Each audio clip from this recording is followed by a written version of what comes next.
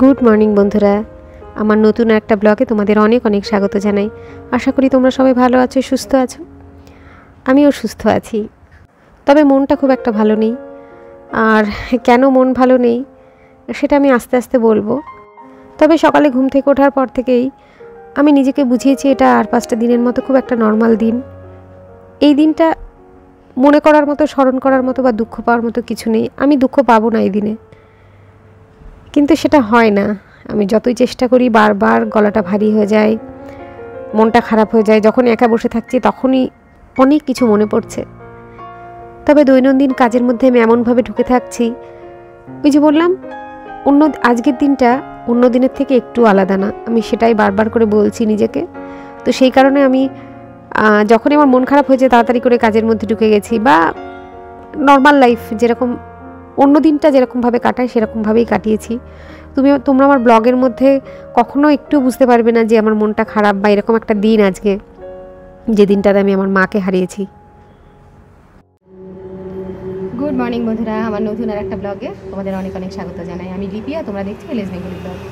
আজ বার হচ্ছে, দাঁড়াও সব ভুলে যাচ্ছি, আজ হচ্ছে সোমবার, আর আজ মে মাসের 13 তারিখ। আজ আমাদের এখানকার লোকসভার ভোট। তো সকাল সকাল রেডি হয়ে আমি কিন্তু ভোট দিয়ে চলে এসেছি। এখন বাজে হচ্ছে 8:17। তো সকালবেলায় উঠে ফ্রেশ হয়ে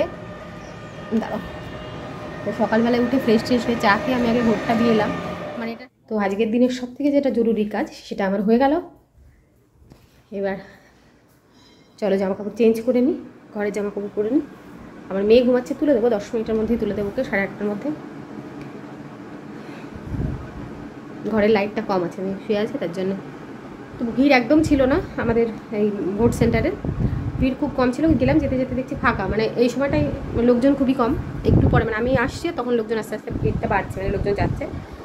তো আমি দিয়ে এলাম ভোট। আমার হাজব্যান্ড আমাকে পৌঁছে দিতে গেছিলো, গিয়ে ও ফাঁকা দেখে বলছে যে আমিও যদি ভোটার কার্ডটা নিয়ে আসতাম তাহলে ভোট দেওয়া হয়ে যেত। আমি চা নিয়েছিলাম তখন, কিন্তু চাটা খাওয়া হয়নি। আসলে ঘুম থেকে উঠে তার একটু পর চা খেতে আমার একদম ভালো লাগে না। আমি একটু বসবো, মানে মোটামুটি 1 ঘন্টা পরে চা খাবো, 1-1.5 ঘন্টা পরে, তাহলে ঠিক আছে। ঘুরে টুরে এসে, তো সেই কারণে আমি দেখবার কোনো দিনই সকালে ঘুম থেকে উঠে ফ্রেশ হয়ে আগে চা খাই না। তখন এই চাটা আমি ফেলে রেখেই চলে গেছিলাম। এবার এই চাটা ফেলে এই কাপে আমি একটুখানি চা নেব। ছাদে এসে দুজনে একটু দোলনাতে বসেছি। মেয়ে ঘুম থেকে উঠে পড়েছে, মানে তখন চা খেয়ে আমি মেয়েকে ঘুম থেকে তুলে দিয়েছি। তুলে ফ্রেশ করে ওকে একটুখানি বিস্কিট খাওয়ালাম, এক্ষুনি ভাতই খেয়ে নেবে। তো তার আগে একটুখানি ছাদে এলাম দুজনে। দেখো কি করছে আমার মেয়ে, মানে ক্যামেরা অন করলেই ও খুব লজ্জা পেয়ে যায়। তো আমি চুপি চুপি একটুখানি ভিডিও করছি ওর। তো নিচে চলে এসেছি, এসে দেখো আমাদের কী কী রান্না হচ্ছে তোমাদের দেখায়। এখানে হচ্ছে এই শাক হবে, লাল শাক, যেটা পেঁয়াজ দিয়ে হবে, শাক ভাজা। আর এখানে শেফ শুভজিৎ মানে আমার হাজব্যান্ড পটল দিয়ে একটা তরকারি করবে, তেল পটল। আর এখানে হবে কাতলা মাছ, ওই পেঁয়াজ কেটে রাখা হচ্ছে একটা শাকের জন্য, আর একটা হচ্ছে পটলের এই তরকারিটার জন্যে। আর এখানে মাছ ভাজা হচ্ছে, বাবা আর মেয়েতে খাবে। রুটির জন্য হয়েছে বাঁধাকপির একটা তরকারি। আর এই যে পটল দিয়ে তরকারি করার জন্য আমার হাজব্যান্ড চলে এসছে। এইভাবে পটলগুলো কেটে নিয়েছে, দেখতেই পাচ্ছ, এরকম করে খোসা ছাড়িয়ে একটু একটু বাঁধিয়ে রেখে। আচ্ছা, এই রেসিপিটা, তেল পটলের যে রেসিপিটা, সেটা আমি আজকের ব্লগে দেবো না। এটা আমি নেক্সট দিন একদম পুরো রেসিপি আলাদা করেই তোমাদের সঙ্গে শেয়ার করব। ব্লগের মধ্যে থাকলে হিজিবিজি হয়ে যাবে, সেই কারণে। আর এইখানে দেখো মেয়ের পড়াশোনা হয়ে গেছে এখন বেশ খানিকটা পরে। এখন বসে দুই দাদু নাতিতে বসে একটু গল্প করছে। আমার মেয়ে খুব একটা বসে যে গল্প করা বা সময় কাটানো সেরকম না, ওই যাবে একটুখানি দাদুর সঙ্গে একটু খুনসুটি করে চলে আসে। দেখো ক্যামেরা অন করা দেখে পালিয়ে যাচ্ছে। আচ্ছা, আমি না এখানে একটা কথা বলি তোমাদের। আমি আগের দিনের ব্লগে আমি ডেটটা একটু ভুল বলেছি। সেদিন ছিল 12 তারিখ, আর আমি বলেছি ওটা হচ্ছে 13 তারিখ, যেটা রবিবারের ব্লগ সেটাতে। আর এখানে দেখো আমি আমার হাতটা দেখাচ্ছি যে আমার ভোট দেওয়া হয়ে গেছে। আমার হাজব্যান্ড তখনও ভোট দেয়নি, তো সেই জন্য ওর হাতটাও দেখাচ্ছি যে ও ভোট দেয়নি। তো দেখো এখন আমার হাজব্যান্ড যাচ্ছে ভোট দিতে, তো ও ভোট দিতে বেরিয়ে গেল, আর আমি মেয়েকে নিয়ে এখন ছাদে যাব স্নান করাতে। আর আজকে রাস্তা দেখো কত ফাঁকা। অন্য সময় মানে অন্য দিনের এই সময় এই রাস্তা দিয়ে কত টোটো যাচ্ছে, গাড়ি যাচ্ছে, সাইকেলে মানে পুরো ভর্তি থাকে। আর আজকে পুরো ফাঁকা, শুধু যারা ভোট দিতে যাচ্ছে বা অল্প কিছু ফাঁকা টোটো সেইগুলোই যাচ্ছে। আজকে রোদটা উঠেছে দেখেছো, আর সেরকম গরম। ভাগ্যিস আমি সকাল সকাল গিয়ে ভোটটা দিয়ে এসেছি। বাবাও গিয়ে ভোট দিয়ে এসছে। বাবা সকালে উঠে ফ্রেশ হলো, চা খেলো, দেখো লোকজন সব ছাতা মাথায় দিয়ে ফিরছে ভোট দিয়ে। তারপরে চা টা খেয়ে তারপরে বাবা ভোট দিয়ে এসছে, ভোট দিয়ে এসে তারপরে টিফিন করলো। আমি যখন গেছিলাম তখনও ভিড় ছিল না, বাবা যখন গেছে তখনও ভিড় ছিল না। এই লোকসভা ভোটে যেখানে ইভিএম দিয়ে মানে ইভিএমে ভোট দেওয়া হয় বোতাম টিপে, তারপরে একটা করেই ভোট থাকে, তো সেই কারণে এই ভোটে খুব একটা যে লাইন পড়ে সেরকম খুব একটা হয় না আমাদের এইখানে। তো এবার মেয়েকে স্নান করাতে যাব। কি বানিয়েছো তুমি? আইসক্রিম। কে খাবে আইসক্রিমটা? মি। হ্যাঁ এদিকে তাকাও। মি। চলো এবার স্নানে যাই। এখানে দেখো আমার মেয়ে আমার সঙ্গে মজা করছে। এটার পেছন দিকে যেটা লক থাকে সেটা বন্ধ করে দিয়েছে, দিয়ে আমাকে বলছে এটাকে ইরেজ করো। এবার আমি এর বোতামটা, আমি তো সেটা জানি না, বারবার করে ইরেজ করছি, কিছুতেই ওটা মানে হচ্ছে না ডিলিট। আমি বলছি কী করে কী করবো এখন, তখন ও আমাকে আবার দেখিয়ে দিচ্ছে, এই দেখো। তারপরে মানে আমাকে আবার বলছি কি এটা প্র্যাঙ্ক করলাম তোমার সঙ্গে। মেয়েকে যখন স্নান করাতে যাই টুকিটাকি যে একটা দুটো জামা কাপড় থাকে সেগুলো তখনই কেচে দিই। তো আজকেও সে কাছাকাছি করে নিয়েছি, ইতিমধ্যে টুম্পা এলো, তো ভাবলাম পরে মেলবো, আগে গিয়ে ওর সঙ্গে একটু গল্প টল্প করি। ছাদে এসেছি এখন জামা কাপড় মেলতে। স্নান করেছি অনেক আগে, খাওয়া দাওয়াও হয়ে গেছে, পুজো দিয়ে স্নান করলাম, পুজো দিলাম, খাওয়া দাওয়া করলাম। তো এখন এসেছি জামা কাপড় মেলতে। আর ওই যে জামা কাপড় কটা আমার মেয়েকে যখন স্নান করাতে আসি তখনই কেচে নিয়েছি, কেচে বালতিতে রেখে দিয়েছিলাম। তারপর টুম্পা এলো, টুম্পা মানে আমার জ্যাঠতুতো ননদ, তো এলো, ওর সঙ্গে গল্প করছিলাম, ও আর ওর বর। আমাদের এরকম ঘরবন্দি জীবন, তো বাড়িতে কেউ এলে বেশ ভালো লাগে, অনেকক্ষণ সময় গল্প টল্প করলাম, রাজনীতি ভোট ঠোট এইসব নিয়েই গল্প আর কি, আর নিজেদের কথাও হচ্ছিল একটু আধটু। তো যাই হোক বেশ সুন্দর সময়টা কেটে গেল। তারপরে মেয়েকে স্নান করালাম, খাওয়ালাম, ওকে খাইয়ে ঠাইয়ে আমি স্নান করে পুজো দিলাম। পুজোতে খানিকটা আমার হাজব্যান্ডকে একটু গুছিয়ে দিল। আর এই জামা কাপড়গুলো সব ছিল, এখন মেলে দিলাম। আর এই যে জামা কাপড়গুলো এইগুলো সকালবেলায় মাসি কেচে দিয়েছিল, এইগুলো এখন নিয়ে নেবো। এবার যাব মেয়েকে ঘুম পাড়াবো। ঠিক আছে চলো। মেয়ের আবার এমনিতে ঘুমায় নাও, তারপরে এই 2-3 দিন ধরে আমি চেষ্টা করছি জোর করে মেরে না মানে বকে টোকে ঘুম পাড়ানোর। তো 2 দিন ঘুমিয়েছে, আজকে যদি সময়টা পেরিয়ে যায় তাহলে আর ঘুমাবে না। যাই।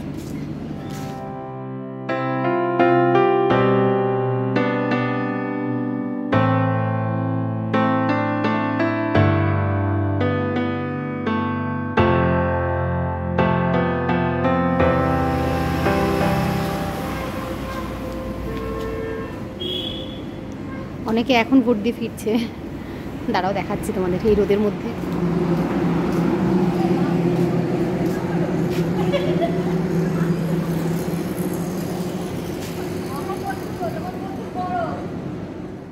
এবার দেখো আমার মেয়ের না ঘুমানোর কত বাহানা, কত নাটক চলছে না ঘুমানোর জন্য। ঘুমাতে হবে এবার, ওঠো।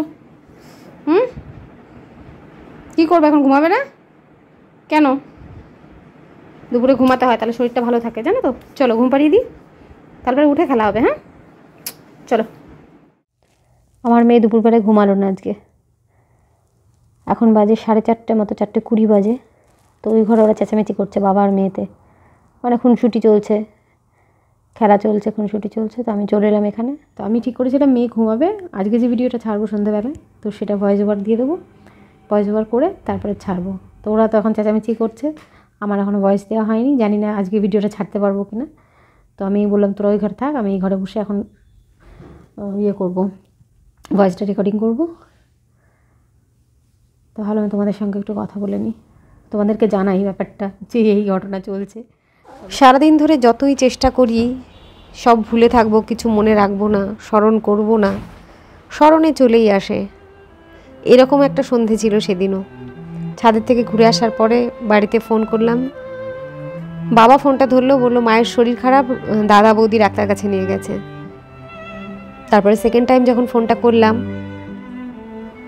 আমাকে জানানো হয়নি ঠিকই, কিন্তু ততক্ষণে আমার মা কিন্তু আর নেই। আমি জেনেছিলাম অনেক পরে, অনেক রাত্রেবেলায় আমাকে জানানো হয়েছিল। মায়ের যে পার্থিব দেহটা সেটা আমি দেখেছিলাম পরের দিনকে, কিন্তু মায়ের সেই রূপটা আমি মনে রাখতে চাই না। মাঝে মাঝে চলে আসে বিভীষিকার মতো সেই চেহারাটা, সেই রূপটা আসে, কিন্তু আমি সেই রূপটা ভুলে থাকতে চাই, আমি মনে রাখতে চাই না।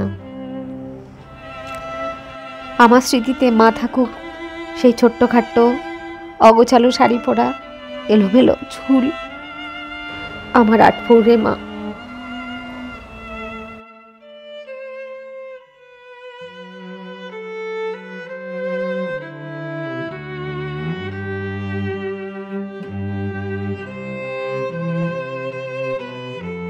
এখন বাজে 7:30টার কাছাকাছি।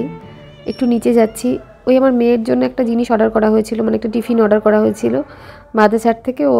ওই বায়না করেছিল ওর বাবার কাছে একটুখানি চিজ বার্গার খাবে।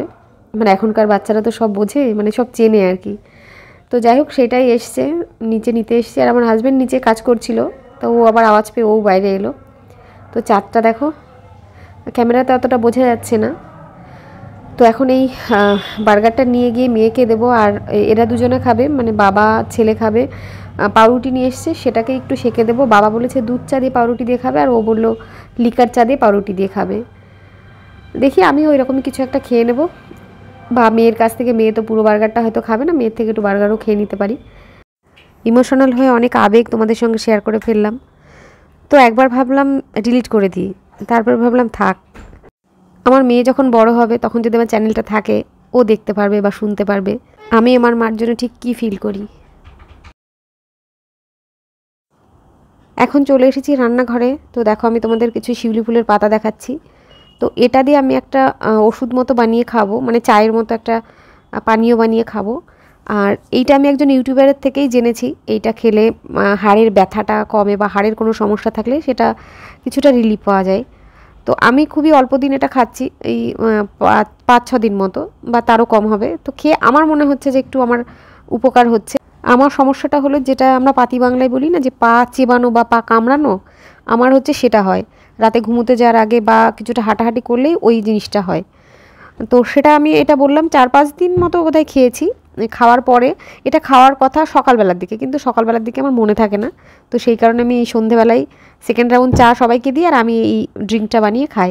তো এর মধ্যে দিতে হবে কিছুটা আদা, শিউলি ফুলের পাতাগুলো ভালো করে ছিঁড়ে নিলাম, নিয়ে আদা দিয়ে এটাকে যতটা জল দিলাম ফুটিয়ে ফুটিয়ে এটাকে হাফ করে সেটাকে ছেঁকে নিয়ে চায়ের মতো করে খাবো।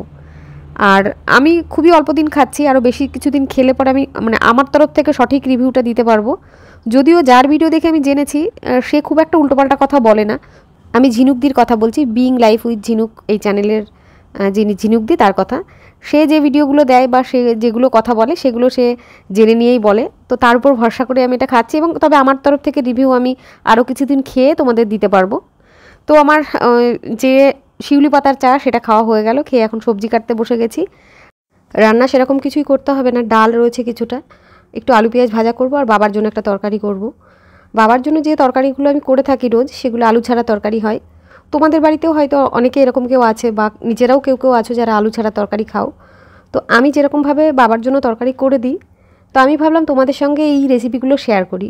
খুবই সাধারণ তরকারি, আমাদের ঘরে যে সবজিগুলো থাকে সেগুলো দিয়েই মশলা ছাড়া তরকারি করি আমি। তো দিলে পরে, মশলা দিলেও সেটা খুবই অল্প পরিমাণে দিই। তো এই রেসিপিগুলো নিয়ে আমি খুব শীঘ্রই একটা ভিডিও আনবো, যেখানে আমি যে তরকারিগুলো করি তার ভিতর থেকে যে কোনো 5টা তরকারি আমি তোমাদের সঙ্গে শেয়ার করব। তো আশা করি তোমাদের ভালো লাগবে, তোমরা সবাই দেখো। আর সবচেয়ে বড় কথা, আশা করি তোমাদের কাজে লাগবে আমার ওই রেসিপিগুলো। তো আজকের ব্লগটা আমি এখানেই শেষ করছি। তোমাদের যদি ভালো লাগে, লাইক, কমেন্ট অ্যান্ড শেয়ার করে দিও। আর যারা নতুন দেখছো আমার চ্যানেলটা, তারা সাবস্ক্রাইব করে দিও। আর যারা সাবস্ক্রাইব করেছো অলরেডি চ্যানেল, তো তাদেরকে অসংখ্য ধন্যবাদ জানাই আমার পাশে থাকার জন্য, আমাকে সাপোর্ট করার জন্য। তাহলে আজকের মতো টাটা, সবাই ভালো থেকো, সুস্থ থেকো, সাবধানে থেকো। আর তোমাদের সঙ্গে দেখা হচ্ছে পরের ব্লগে।